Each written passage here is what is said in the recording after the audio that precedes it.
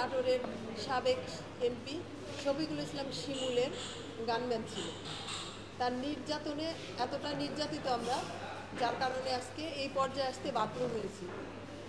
দয়া করে প্রিয় সাংবাদিক ভাই বোনদের উপর আমার আকুল আবেদন বা আকুতি জানাচ্ছি, আমার এই বার্তাটুকু স্বরাষ্ট্র উপদেষ্টা আইজির কাছে আপনারা পৌঁছে দেবেন। আপনাদের কাছে আমার বিনীত অনুরোধ, কারণ একটা মেয়ে কতটা অসহায় হলে বাচ্চা দুইটা নিয়ে রাস্তায় নেমে আসে আপনারা হয়তো বুঝবেন।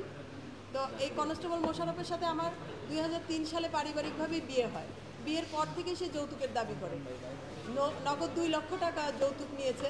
তার প্রমাণ, সাক্ষ্য প্রমাণও আমার কাছে আছে। তার নিজের দুলাভাইকে পাঠাই দিয়ে আমার কাছ থেকে, আমার ফ্যামিলি থেকে নগদ 2 লক্ষ টাকা নিয়েছে। এবং পরিবার, আমি ভালো থাকার জন্য আমার ফ্যামিলি আমাকে আসবাবপত্র থেকে শুরু করে সমস্ত কিছু দিয়েছিল। সে সময় তার আসলে কিছু ছিল না, নিঃস্ব ছিল। সে আমাকে এতটা ব্যবহার করছে যে সব কিছু নিয়ে, এই বাচ্চা দুটো নিয়ে শেষ সময়ে এসে আমাকে ফেলে দিবে আমি কখনো ভাবিনি। কিন্তু এই কাজটা সে করছে ফ্যাসিস্ট শিমুল এমপির গানম্যান হওয়ার পরে। 2017 সালে সে নাটোরের সাবেক শিমুল এমপি শফিকুল ইসলাম শিমুলের গানম্যান পদে নিযুক্ত হয়। তখন থেকে সে অবৈধ টাকা ইনকাম করা ধরে। যখন অবৈধ টাকা ইনকাম করতে শুরু করে তখন তার পরিস্থিতি অন্যরকম হয়ে যায় এবং অবৈধ টাকা এবং অবৈধ নারীতে সে লিপ্ত হয়।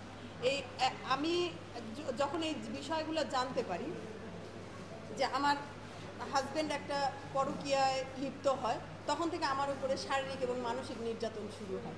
শারীরিক নির্যাতন বলতে এমন শারীরিক নির্যাতন যে আমার এই যে দেখেন সামনের দাঁতটা ভাঙা আছে, এই দাঁতটা আমাকে এই কনস্টেবল মোশাররফ আমাকে মেরে ভেঙে দিয়েছিল। কারণ আমার হাত ভাঙার ছবিগুলো আছে, আমি সব প্রমাণ আদি সব কিছুই নিয়ে আসছি। আমার হাতগুলো, এই দেখেন আঙুলগুলো ভাঙা, আমার আঙুলগুলো ভাঙা। আমি এই ভাঙা জিনিসগুলো নিয়ে আমি এসপির কাছে, ওসির কাছে সব জায়গায় গেছি, কিন্তু আমি কোনো বিচার পাইনি। এই যে একটা ফ্যাসিস্টের ছবি, শিমুল এমপি যখন ছিল তখন আপনি দেখেন যে পেছনে গানম্যান বসে আছে, একটা পুলিশ কনস্টেবল মাস্তানের মতো পিছনে বসে আপনার তার সঙ্গে চলাফেরা করতে পারে, তাহলে কতটা ফ্যাসিস্ট সে ছিল সেটাই আমি আপনাদেরকে বলতেছি। এই যে যখন ইয়েতে গানম্যানে লিপ্ত ছিল তখন সমস্ত কিছুর অংশীদার ছিল এই মোশাররফ কনস্টেবল। এই মেয়ে এই যে পরকীয়া যখন শুরু করে, আমি এই যে প্রমাণাদি সব কিছু নিয়ে আসছি, যখন এই মহিলার সঙ্গে, এই মহিলার বাড়ি হচ্ছে নাটোরের ঝালতলা গুচ্ছ গ্রামে। এই মেয়ের নাম হচ্ছে তাসলিমা আক্তার মাহি। এই মেয়ের একটা হাজব্যান্ড, একটা বাচ্চা আছে 10 বছরের। এই মেয়েটা আসলে নাটোরের সাবেক শিমুল এমপির বিছানার সঙ্গী ছিল। আপনাদেরকে হয়তো আমি সরাসরি কথাটা বলতেছি, খারাপ লাগতেছে, আমার নিজেরও খারাপ লাগে এই কথা বলতে। তো মূলত তার সেই ব্যবহারটাই এই কনস্টেবল মোশাররফ ব্যবহার করছে। এবং এই তাসলিমা আক্তার মাহির হাজব্যান্ড যখন এই পরকীয়ার বিষয়গুলো জানতে পারে, তখন তাসলিমা আক্তার মাহির হাজব্যান্ডকে এই কনস্টেবল মোশাররফ গুলি করছিল। তার প্রমাণ, সাক্ষ্য প্রমাণ, এবং হাসপাতালে ভর্তি ছিল, সেই প্রমাণগুলোও আছে। এই প্রমাণগুলো নিয়েও আমি এসপি বলেন, ওসি বলেন, সবার সামনে হাজির হয়েছি। এই যে ঘোরাঘুরি থেকে শুরু করে সমস্ত কিছুর প্রমাণ, এত কিছু প্রমাণের পরে এই ফ্যাসিস্ট, আমি এর আগেও দুইটা চ্যানেলে আমি নিউজ করছিলাম।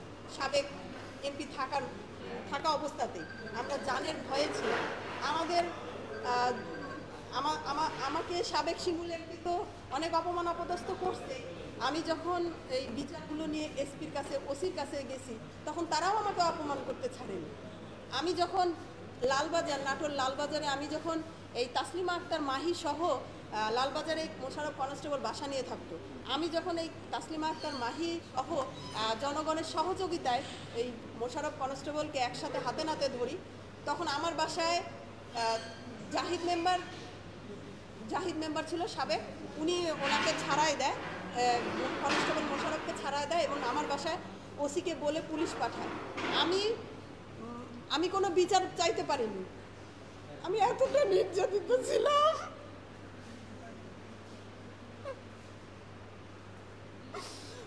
আমি ডিপার্টমেন্ট থেকে কোনো বিচার পাইনি। ডিপার্টমেন্ট যদি আমার বিচার করে দিত, আজকে আমার বাচ্চা দুটো নিয়ে রাস্তায় এই পর্যায়ে আমার আসতে হতো না। আমি কোন পর্যায়ে যাইনি, আমি স্বরাষ্ট্রমন্ত্রী, সাবেক স্বরাষ্ট্রমন্ত্রী পর্যন্ত গেছি।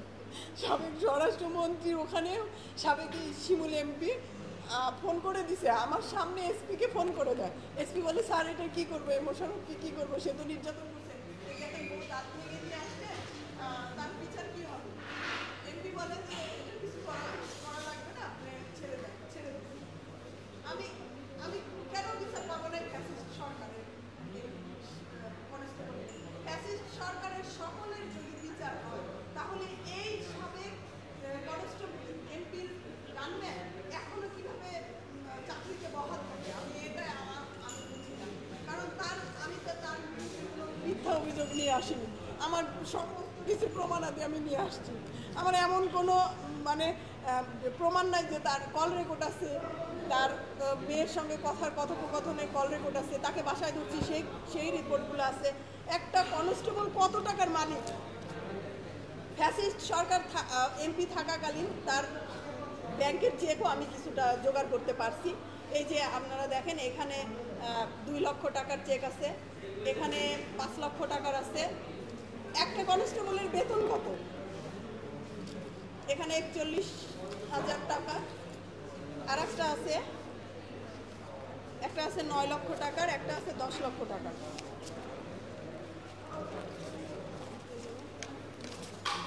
আমি এই প্রমাণাদিগুলো নিয়েও আমি এসপির কাছে গেছি।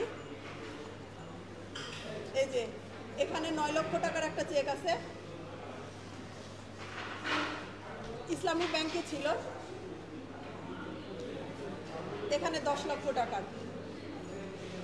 একটা কনস্টেবলের বেতন কত? একটা কনস্টেবল কিভাবে এত টাকা ব্যাংকে লেনদেন করে? এই প্রশ্নগুলো আমার। যখন এই তাসলিমা আক্তার মাহির এই চ্যাটিংগুলো ওনার হাজব্যান্ড ধরতে পারে, এই যে মোশাররফ সাহেবের সাথে, তখন থেকেই ওই ভাইয়াটার দুর্দিন শুরু হয়। তার মানে র্যাব দিয়ে ধরাই দিছে, তারপরে পুলিশ বাহিনী দিয়ে মামলা দিছে। আমি এত কিছুর পরে আমি আর এই ভাইয়াটা মামলা করতে গেছিলাম, মানে এই তাসলিমা আক্তার মাহির হাজব্যান্ড এবং আমি দুইজনে মামলা করতে গেছিলাম। কিন্তু আমাদের মামলা তখন নেয়নি। উকিল আমাদের মামলা নিতে ভয় পাইছে যে আপা এমপির গানম্যান তো, আমরা মামলা নিতে পারবো না।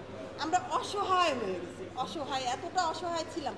শুধু আমরা না ভাইয়া, আপনারা একটু দয়া করে নাটোরে একটু খোঁজ নেবেন, দেখবেন যে নাটোরে আসছিল আসলে শিমুল এমপি ছিল না, এমপির গানম্যানই এমপি ছিল, এতটা পাওয়ারফুল ছিল। শুধু আমাদেরকে যে নির্যাতন করছে তা না, কিন্তু নাটোরের পুরা নাটোরের এক নামে চিনতে সবাই কনস্টেবল মোশাররফ। আমরা ভয়ে তার সাথে কথা বলতে পারতাম না। আজকে আমার হাজবেন্ড একটা সরকারি চাকরি করে, তার বউ বাচ্চার সাথে এরকম একটা অবস্থা করছে, আমার ডিপার্টমেন্ট কোনো বিচার নেবে না। রিসেন্টলি আমি 2টা রিপোর্ট করছি, ডিবিসি চ্যানেলে এবং এসএ টিভিতে রিপোর্ট করছি। রিপোর্ট করার পরে তাকে জাস্ট এই সাবেক এমপি হচ্ছে মানে চলে যাওয়ার কিছুদিন আগে আমি রিপোর্টটা করছিলাম, অনেক জানের রিস্ক নিয়ে করছিলাম। সেই এমপি যাওয়ার কিছুদিন আগে ওনাকে জাস্ট একটু হিসেবে, শাস্তি হিসেবে নওগাঁতে পোস্টিং করে দিছে। আমি আর বিচার পাবো না জন্য আমি নিরুপায় হয়ে চুপচাপ বসেছিলাম। কিন্তু যখন ফ্যাসিস্ট সরকার চলে গেছে, তখন এই কনস্টেবল মোশাররফকে আপনার দীঘাপতিয়ার ছাত্র জনতাকে সে মাথায় গুলি ধরছিল, ওরকম কিছু লোকজন আছে। এই ছাত্র জনতা 5 তারিখের পরে তাকে মানে ধরছিল, ধরে জনতা থানাতে তাকে শপথ করছিল। থানা থেকে শপথ করার পরে সে থানা থেকে কিভাবে ছাড়া পায়, তাকে জনগণ, আরও তো কনস্টেবল আছে, আরও তো মানুষজন আছে, তাদেরকে তো ছাত্র জনতা ধরেনি। আপনার যদি কোনো সমস্যা না থাকতো, আপনার মতো কনস্টেবলের গায়ে হাত দিবে সাধারণ জনগণ, সেটার ডিপার্টমেন্টের ভাবা উচিত ছিল। কিন্তু সেটাকে ছেড়ে দিয়ে নওগাঁতে তাকে পাঠাই দিল।